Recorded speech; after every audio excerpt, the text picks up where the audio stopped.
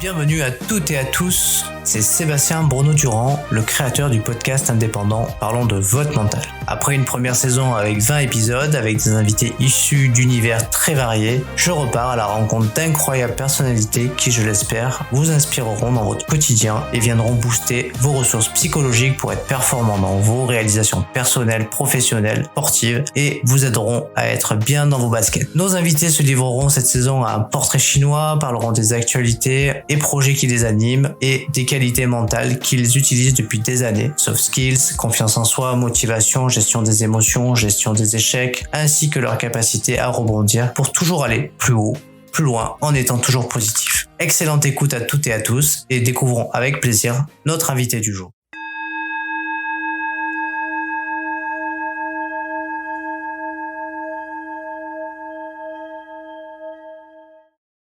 Bienvenue à toutes et à tous sur un nouvel épisode de Parlons de votre mental.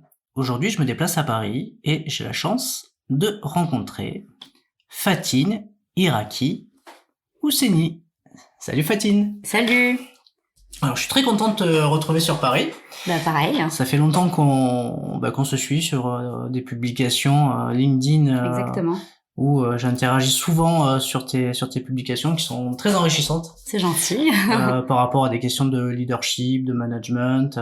Du coup, à force de m'intéresser à tes publications, je me disais que c'était intéressant de pouvoir t'interviewer. Et l'occasion s'est présentée, et on est là aujourd'hui. Voilà, écoute, c'est un honneur. Alors, tu connais un peu le principe du podcast ? Oui. Alors, l'objectif, c'est de venir un petit peu introspecter sur ton parcours. D'accord. De faire le traditionnel petit portrait chinois.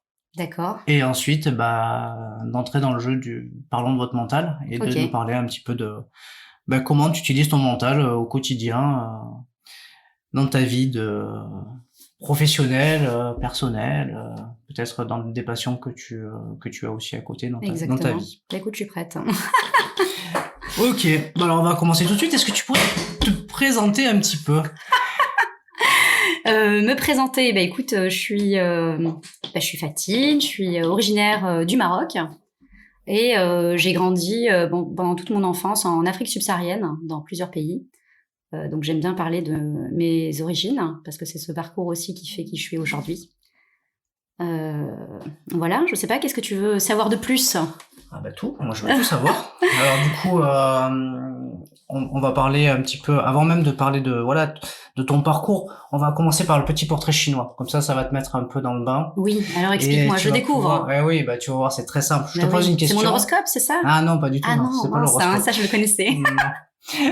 Non, du coup, je te pose une question, l'idée c'est de justifier ta réponse. Donc je t'en pose une première, tu vas voir. Ok, alors, si tu étais une couleur, Fatine, quelle couleur serais-tu et pourquoi ? Violette. Et pourquoi ? Parce que je pense que c'est le chakra du troisième œil. Je suis un peu médium, je pense. Ça commence bien. Ouais, ça commence bien. Si tu étais un livre, quel livre serais-tu ? Waouh. C'est un peu compliqué. Je sais pas, j'en lis tellement que... Il faut en choisir. C'est vrai ? Oui. Là, tout de suite ? Je sais pas. Difficile. C'est un livre, je sais pas. Oui, voilà, on va l'appeler. Mais c'est vrai, j'avais acheté une fois un livre qui... l'intitulé, c'était « Ce livre n'existe pas ». Mais bon, on va pas choisir celui-là. Je sais pas, là tu me prends de court. Donc, je te laisse réfléchir, on reviendra à la fin. Voilà. Peut-être que tu auras trouvé un livre. Si tu devais être un moment de la journée, lequel serais-tu et pourquoi ? Un moment de la journée ? Waouh. Je savais pas que ça allait être aussi compliqué. Peut-être le soir, c'est plus cocooning.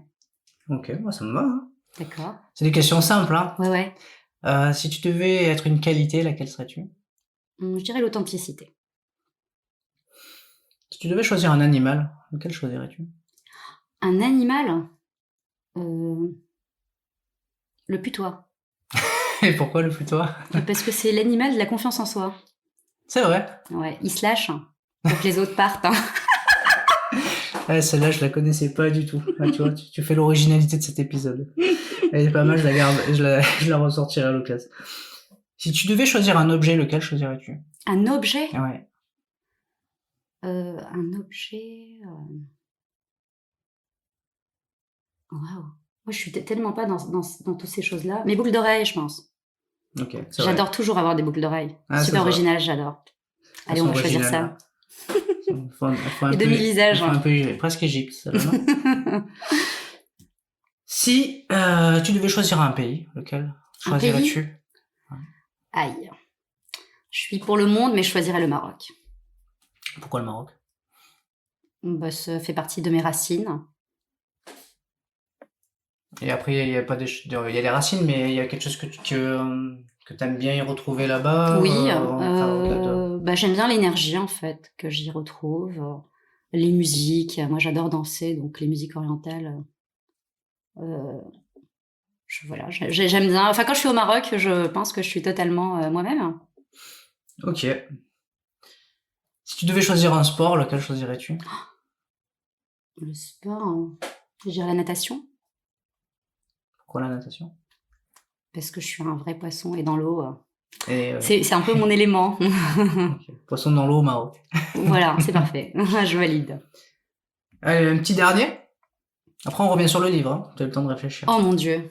Si tu devais choisir un mot, quel mot choisirais-tu? Un mot? Un mot, ouais. Ah oui, l'amour. L'amour, ok. Tu vois, il y a des questions faciles et d'autres, j'en sais rien. Les livres. Alors, le livre, t'as toujours pas trouvé? Non. Ça va être bon, compliqué le mien, pour moi. bientôt? Le mien, bientôt. Ou le tien, bientôt? C'est ça. Ok, bon, bref. On y va. Bon, le petit portrait chinois, t'as vu, ça te met un petit peu en... Ah ouais, c'était plus compliqué. C'est le training du début. Donc, on revient sur ton parcours. Oui. Il t'inspire quoi, ton parcours? Tu peux nous en parler un peu? Oui. Écoute, pour moi, le mot que j'avais, c'était plutôt fierté. Donc, je suis fière de ce que j'ai accompli au fur et à mesure et d'avoir osé à chaque fois suivre mes convictions. Je résumerais ça comme ça. Okay. Est-ce que tu peux, pour les auditeurs, revenir un petit peu sur qu'est-ce que tu fais? Sur exactement ce que j'ai fait. Ouais, okay. Sur ton parcours, de manière synthétique, mais aujourd'hui, qu'est-ce que tu fais? Dans quel domaine tu travailles? Moi, au niveau parcours, j'ai un parcours scientifique. Donc, je suis ingénieure en génie civil. J'ai travaillé dans le BTP, dans plusieurs fonctions de direction, de gestion de projet, de management, dans des entreprises souvent en transformation, en conduite du changement, en restructuration.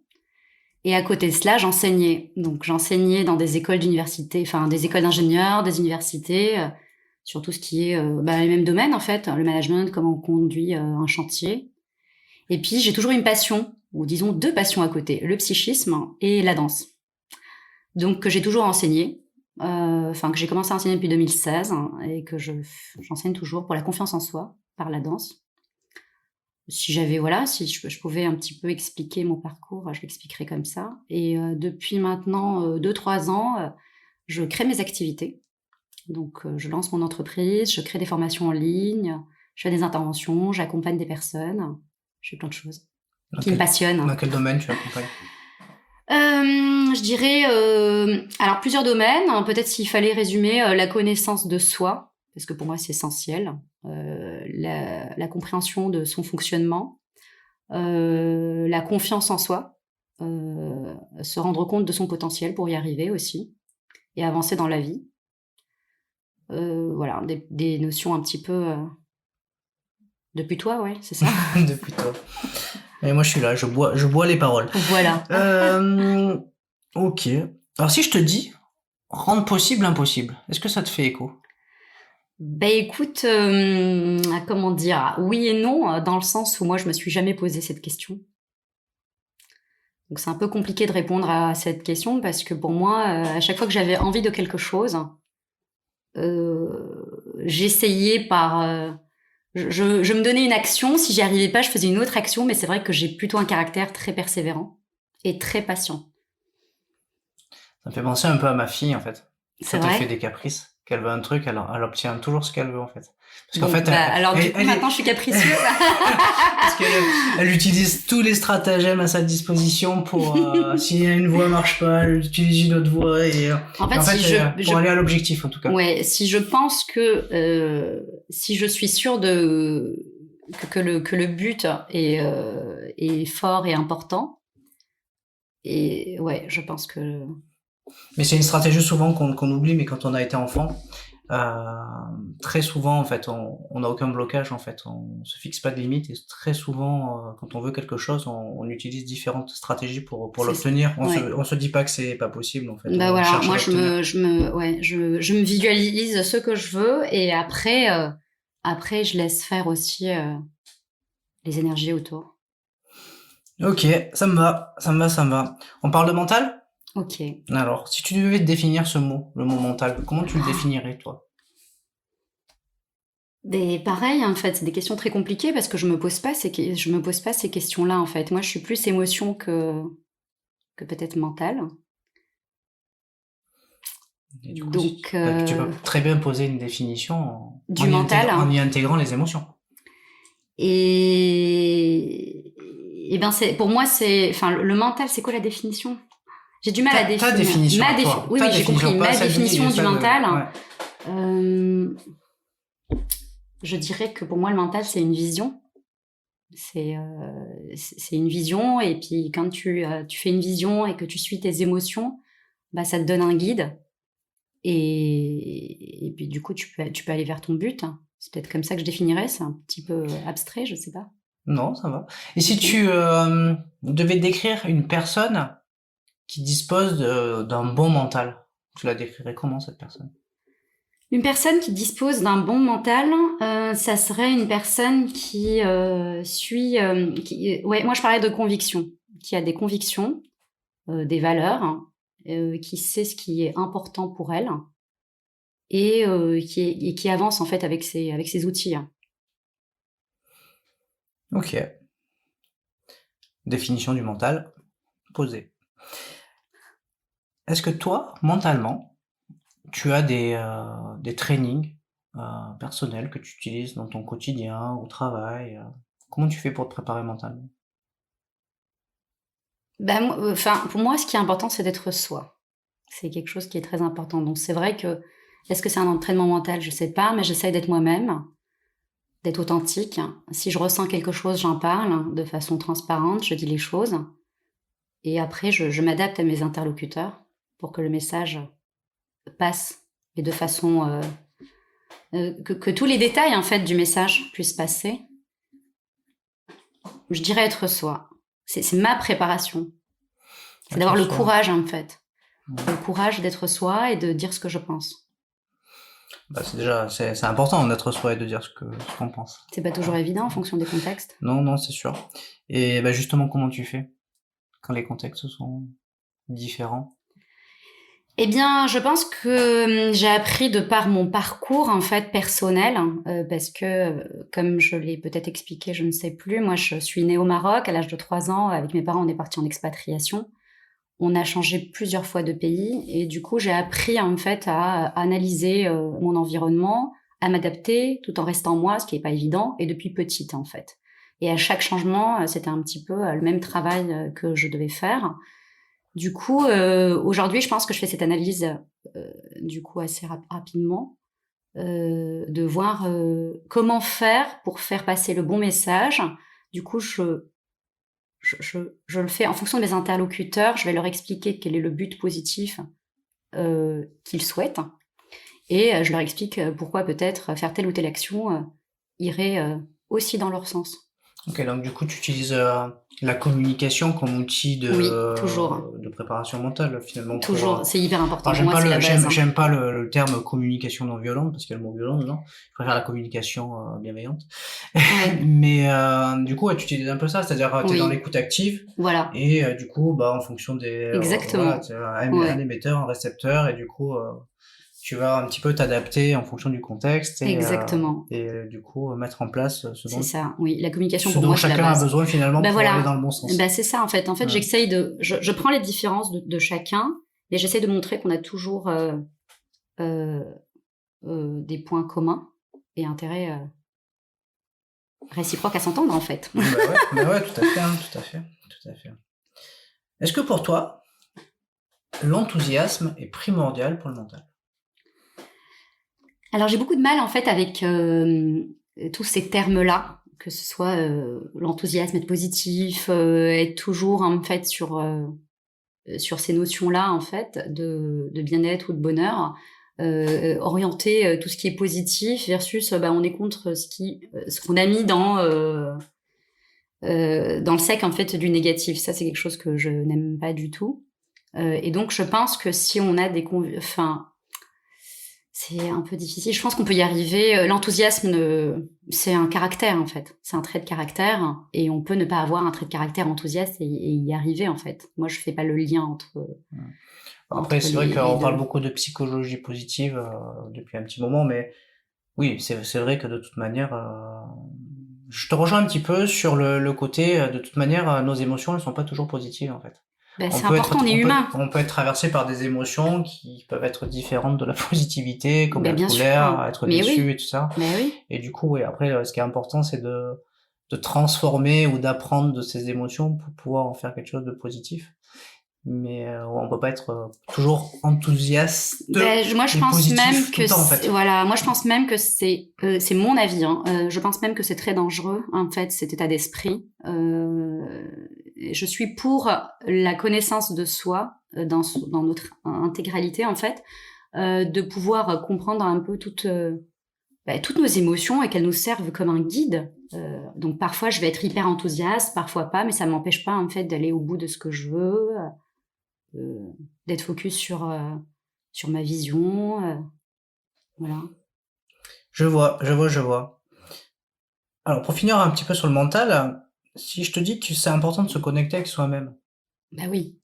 Là, tu vois, je réponds oui, un grand oui. Pour moi, c'est la base. Pour moi, c'est la base. Quand je suis connectée avec moi, quand je suis alignée, que mon cœur, mon cerveau, que tout est aligné, je fais des bons choix. Ça se passe bien en fait. Les résultats sont là et je pense que c'est la base, se connecter à soi. Tu disais que tu faisais de la danse. Oui. Est-ce que c'est un moyen pour toi de te reconnecter à toi-même? Oui, la danse me permet de me reconnecter à moi-même. Mais avant la danse, la musique.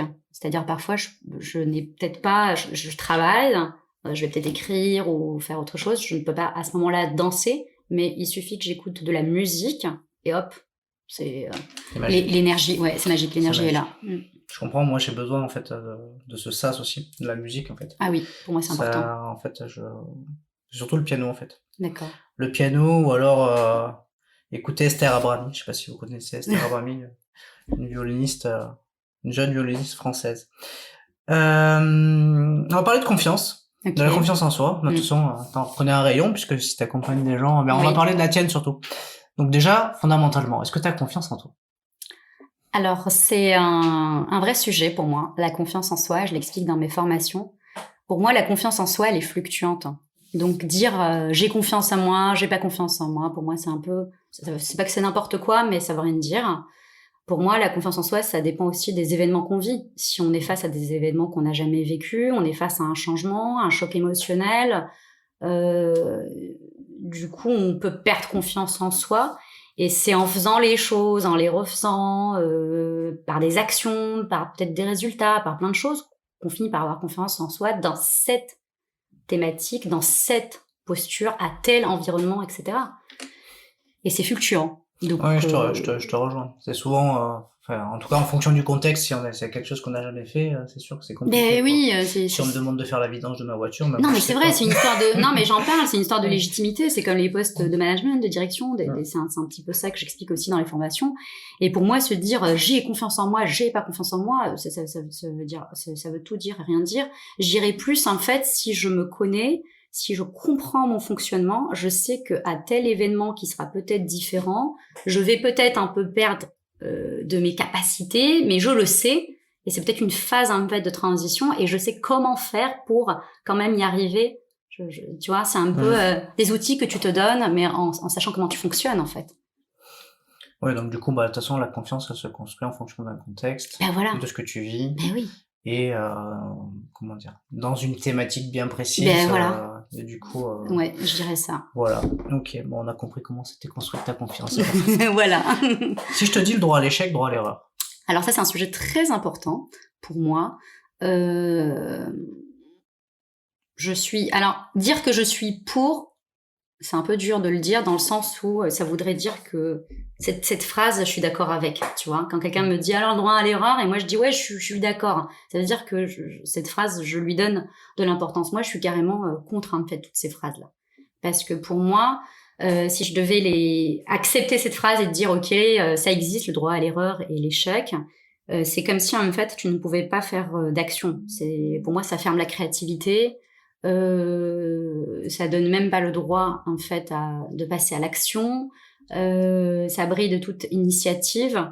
Donc moi je suis carrément contre en fait c'est de se poser ces questions-là, tu vois. Pour moi c'est t'as envie de faire un truc, tu le fais. Et s'il y avait un échec ou une définition d'échec que je donnerais, c'est plutôt de ne pas essayer ce que tu veux faire, tu vois.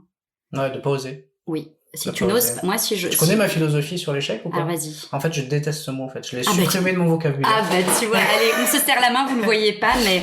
En fait, j'ai supprimé de ce. Ah mais j'ai horreur de parce ça. Parce que du coup, en fait, si je classifie les choses, en fait, c'est soit, en fait, tous les gens que j'ai interviewés, de toute manière, ils me disent souvent la même chose, c'est que ils y pensent pas à l'échec. Bah voilà. Parce qu'en fait, ils expérimentent. Bah oui. Ils sont dans l'action. Bah c'est ça. Et en fait, ils font des remédiations en fonction des résultats qu'ils ont dans leurs expérimentations. Bah oui. Et à aucun moment ils ont pensé à l'échec en fait. Par contre, il y a beaucoup de gens qui vont finalement avant même d'avoir mis les mains dans le cambouis, oui, avant même ils d'avoir vont se visualiser en train d'échouer. Et très souvent, ces gens-là, ils se lancent pas, ils osent pas en fait. Et puis échouer par rapport à quoi? Par rapport à en fait, pour moi, l'échec, il n'existe que quand tu as une vision précise du résultat, j'ai envie de dire, tu vois. Mais la vie, pour moi, elle est mouvement, et c'est en étant flexible en fait que du coup, t'avances, tu regardes, tu réajustes, mais t'as plus une vision en fait, tu vois. Ouais, je suis d'accord. Mais du coup, il faut oser en fait. Hein. Ouais. De toute façon, au pire, on réessaye. Hein. Moi, c'est plus les regrets, tu vois. C'est de ne pas oser, comme tu dis. Si j'ai envie de faire un truc et j'ose pas, là, je dirais que. Ouais, il faut oser. Puis, voilà, faut oser. Après, on peut avoir une prédiction sur un potentiel résultat. Mais on sait que c'est un potentiel résultat. Oui, mais bien, c'est ce que j'appelle la vision, tu vois. C'est c'est-à-dire, il faut pas se mettre ce stress de dire, imagine, moi, je vois, hein, on nous dit, ouais, il faut que les objectifs soient smart, ça, c'est une catastrophe, hein.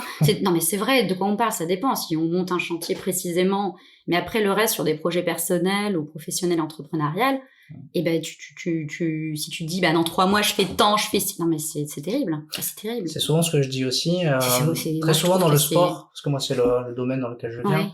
En fait, pendant très longtemps, j'ai pu constater que, en fait, c'est la règle des 3 T.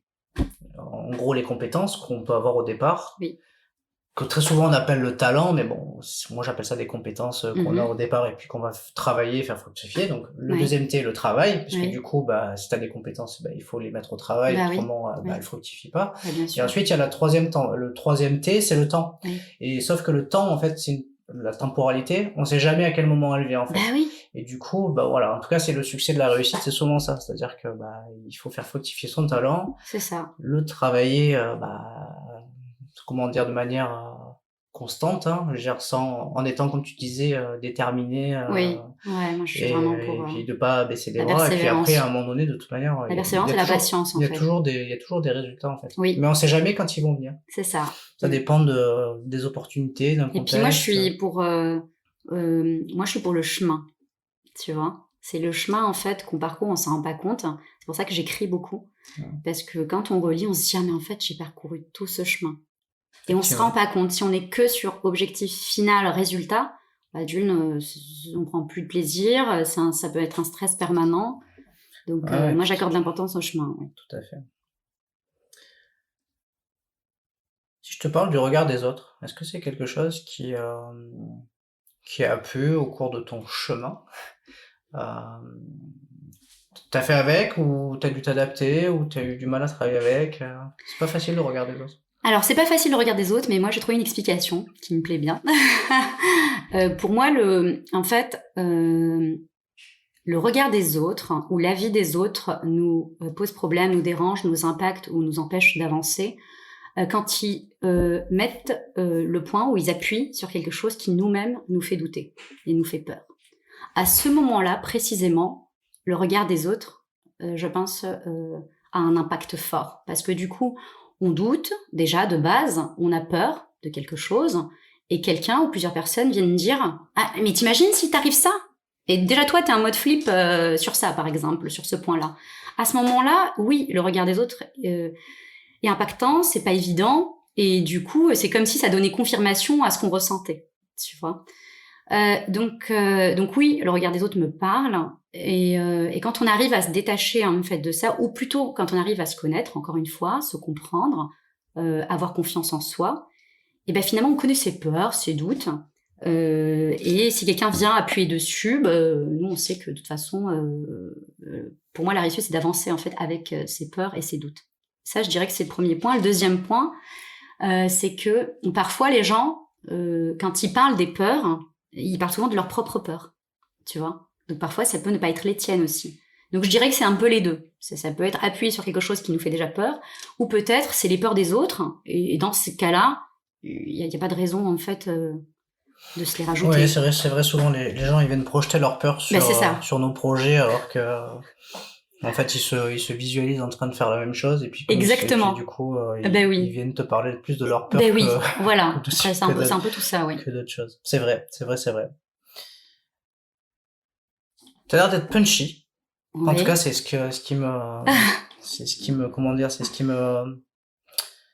c'est ce que je pouvais voir en tout cas sur les publications LinkedIn, quelqu'un d'affirmé, de punchy. Et comment tu fais pour te motiver au quotidien? Est-ce que tu as des astuces, des choses qui font que tu arrives toujours à trouver cette énergie quotidienne pour aller vers l'avant?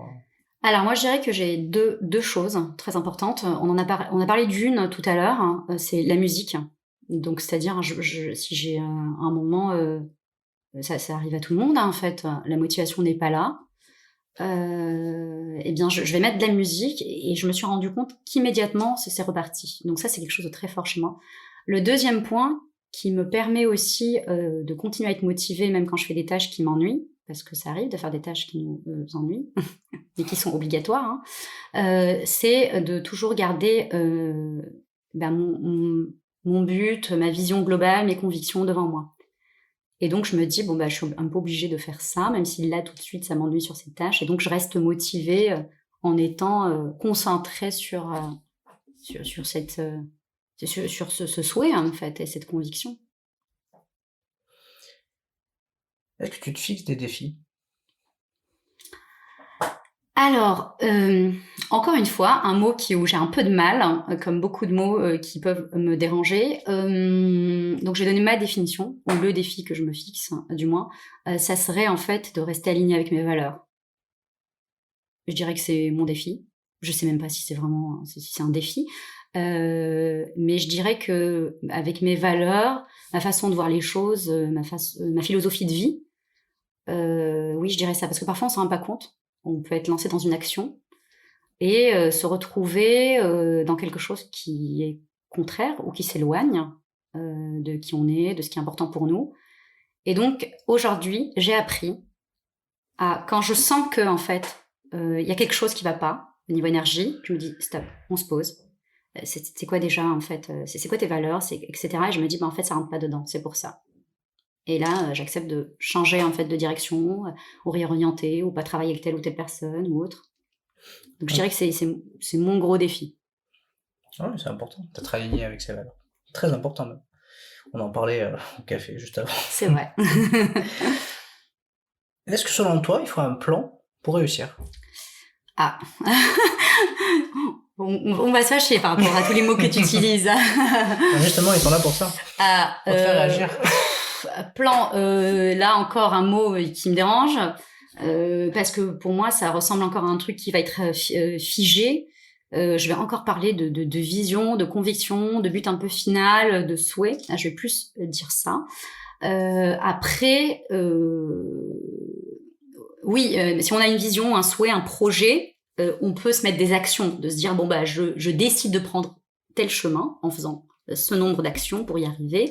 Et au fur et à mesure du chemin, moi, j'aime bien être ouverte, en fait, aux opportunités et ce qui se passe, et à mon évolution aussi, parce que je peux aussi parfois changer la vie, hein, ça, c'est important de s'écouter. Et au fur et à mesure que j'avance, je peux changer mes actions, je peux changer mon plan, etc. Les choses peuvent évoluer. Je sais pas si je réponds bien à la question. Si. Voilà, je dirais flexibilité.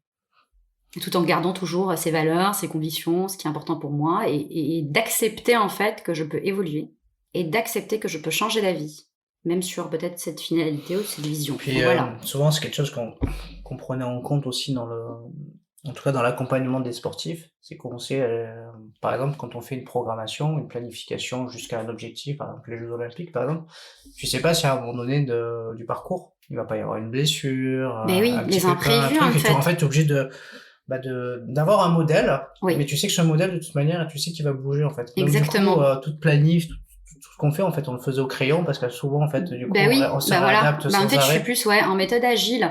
Mais de toute façon, le plan, ça dépend aussi de quoi on parle. Si on plan, je veux dire, moi, dans le BTP, quand on faisait des planifications pour des chantiers, pour des projets, c'était hyper carré, et même les imprévus étaient prévus, j'ai envie de dire, et estimés, les coefficients de sécurité, etc.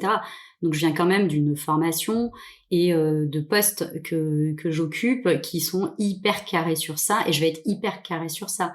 Maintenant, si le plan, c'est plus une reconversion professionnelle, si c'est pour du personnel, c'est pour de l'entrepreneuriat, on est encore sur autre chose, tu vois. Donc, ça dépend, en fait, la question, c'est sûr, voilà, dans quel domaine. Mais c'est sûr que si on est en train de faire un projet de construction ou autre, si je prends l'exemple du BTP que je connais bien, oui, le plan, il est, la planification est hyper stricte, la coordination, c'est sûr. On va parler des émotions. Oui, j'adore. Ah, super. Un mot sur lequel elle me fait pas les gros yeux. Non, pas de gros yeux. Des grands yeux pétillants, on va dire. Alors, si je te parle de pression, de stress, est-ce que c'est quelque chose qui te parle? Bah, bien sûr. Hein. Oui. Alors, du coup, comment tu fais pour les gérer, toi? Je dis ce que je pense. On est encore sur, je pense, cette notion de communication. Pour moi, c'est quelque chose qui est très important. Je réfléchis, peut-être j'analyse, je suis quelqu'un qui analyse pas mal. C'est-à-dire, si je ressens une émotion, je me dis qu'est-ce qui s'est passé, qu'est-ce que j'ai vu, pourquoi en fait je ressens telle ou telle émotion. Je vais m'écouter, et j'ai appris avec le temps à faire confiance justement à ces émotions, à ces intuitions qui finalement sont un peu une analyse rapide de la situation.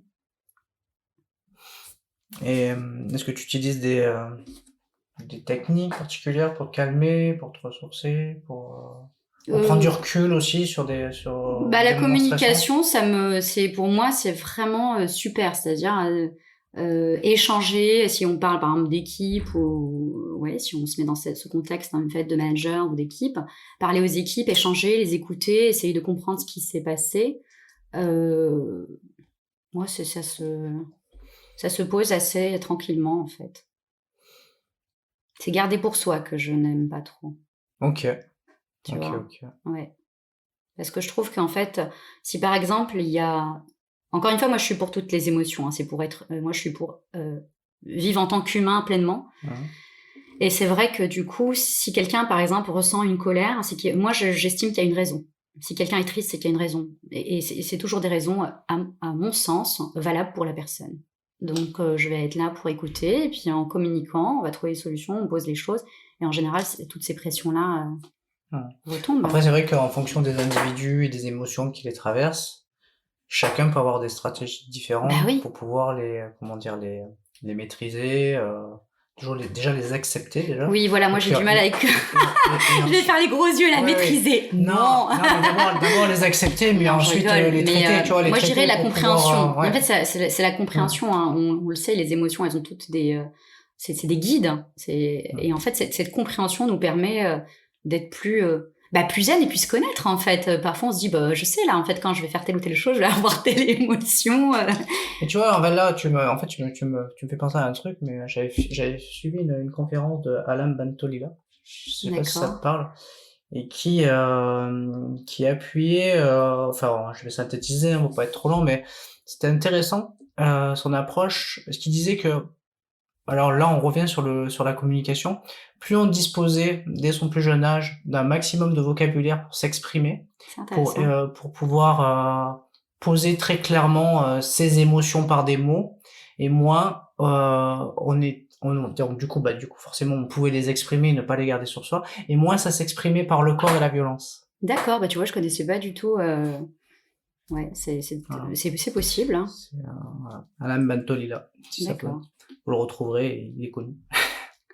Mais c'est ça, Oui. comment dire, sa théorie m'a fait beaucoup D'accord, réfléchir oui. sur, du coup, cette capacité à pouvoir communiquer en ayant un maximum de vocabulaire à sa disposition pour pouvoir le Oui. faire. Mais on le voit, hein, en fait, exprimer ce qu'on ressent, c'est pas facile pour tout le monde. C'est C'est vrai. vraiment pas évident. C'est vrai, c'est vrai. Est-ce que tu utilises des techniques particulières pour optimiser ta concentration?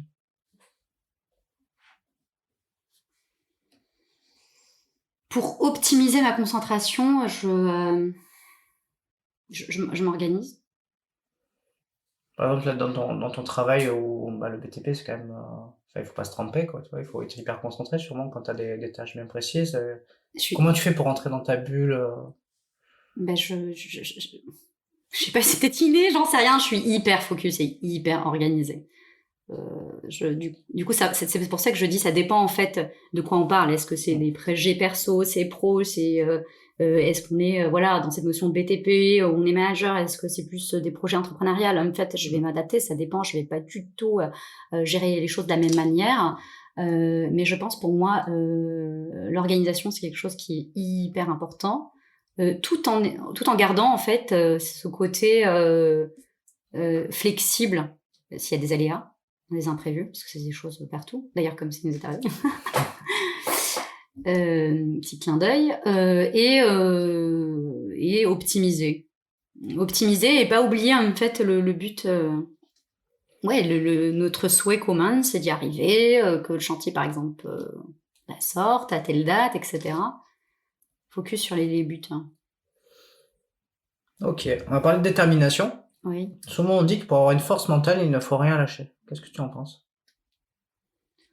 Encore une fois, ça dépend, tu vois, si par exemple ne rien lâcher, c'est être hyper insistant, vouloir absolument un résultat précis à un moment donné, être frustré si tu l'as pas, bon c'est une catastrophe. Enfin pour moi c'est une réelle catastrophe, tu vois, parce que tu vas te faire du mal, t'es pas bien. Donc moi je suis pour. Oui, je pense qu'il faut. Enfin moi je suis quelqu'un de déterminé, c'est vrai. Mais je me donne le temps de faire les choses, c'est-à-dire de suivre mon rythme. Je dirais plutôt ça. Je sais pas du coup si je sais plus c'était quoi la question. La question c'est est-ce que pour avoir une force mentale, il ne faut rien lâcher? Il faut pas s'en rendre malade. Je dirais plutôt ça comme ça. C'est-à-dire, faut vraiment le prendre comme un jeu ou faut le faire à la cool, tu vois. Ouais. C'est plus une énergie en fait moi je vois ça plus comme une énergie de persévérance, d'avoir cette envie de faire quelque chose, mais il faut pas que ça se transforme en une frustration. Moi si j'obtiens pas quelque chose ou j'avais envie d'un truc, c'est pas grave, encore une fois c'est cette côté j'ai essayé. Et en fait le fait d'avoir essayé je suis contente. Moi je sais pas si tu vois ce que je veux dire. En fait j'ai souvent si je devais répondre à cette question, personnellement, moi, j'ai l'image de la montgolfière, en fait. Ouais. Tu sais, qui est bloquée au sol avec les sacs. Oui. Et en fait, pour moi, déterminer, c'est lâcher les sacs qui m'empêchent de m'envoler, en fait. Oui, tu vois, c'est pas mal, j'aime bien. Tu vois, là, je vais dire ok, j'adore. Donc là, je dirais que, pour avoir une force mentale, il faut avoir l'intelligence d'esprit de se débarrasser de ce qui t'empêche de Non, mais c'est pouvoir, ça. Moi, je pense que c'est là où on rejoint aussi cette connaissance de soi, tu vois. Mm. Moi, je me suis rendu compte que c'était hyper important parce qu'en apprenant à te connaître, tu dis ah mais en fait, comme tu dis, en fait, ce truc, il me pollue, tu vois, il m'empêche de faire telle action parce que j'ai cette croyance ou ce truc qui m'empêche d'avancer sur telle thématique ou c'est peur ou autre. Donc c'est d'avancer en fait un peu avec. Voilà, donc j'aime bien la. J'aime beaucoup J'aime aussi. bien la montgolfière. Comment... Ouais, non mais c'est exactement, c'est vrai. Du coup, je l'associe par visualisation mentale, tu vois, le projet, c'est la montgolfière, il faut qu'elle s'envole, et puis s'il y a des sacs qui... oui. J'identifie on va dire en tout cas, les choses qui peuvent être identifiables au sac, et je coupe. Mais c'est, ouais. Mais voilà, j'aime bien la définition. On arrive déjà à la fin de l'épisode. Oh mince. C'était vachement bien. Et du coup, la fin de l'épisode, souvent je laisse la parole à mon invité. D'accord. Pour savoir si tu as envie de t'exprimer sur quelque chose qui te tient à cœur. Okay. Et que tu voudrais partager avec les auditeurs.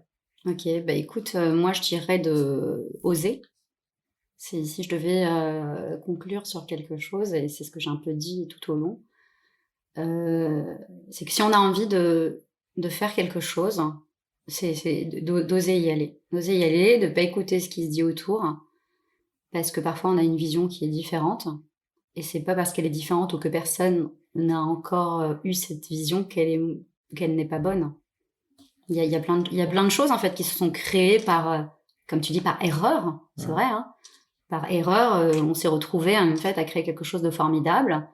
Et du coup, oui, je dirais ça. C'est oser avancer, faire selon ses convictions, ce qu'on ressent au fond, c'est sa flamme en fait intérieure, et d'essayer au maximum, si c'est possible, de ne pas être impacté par ce regard des autres qui pourrait bloquer, nous bloquer en fait dans ce qu'on aimerait accomplir. Super. Donc du coup, merci beaucoup Fatine Merci à toi. pour ton temps, pour ce rendez-vous parisien.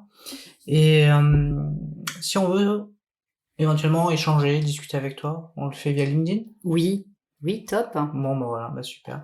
Bah écoute, merci beaucoup. Merci. Et puis, je te souhaite plein de réussite dans tes projets à venir. C'est gentil, à toi aussi. Et à très vite. Merci, à bientôt. Si t'es arrivé jusque-là, c'est que cet épisode t'a certainement plu. Alors, merci d'abord pour ton écoute et ta fidélité. Et pour te remercier, je t'offre un cadeau.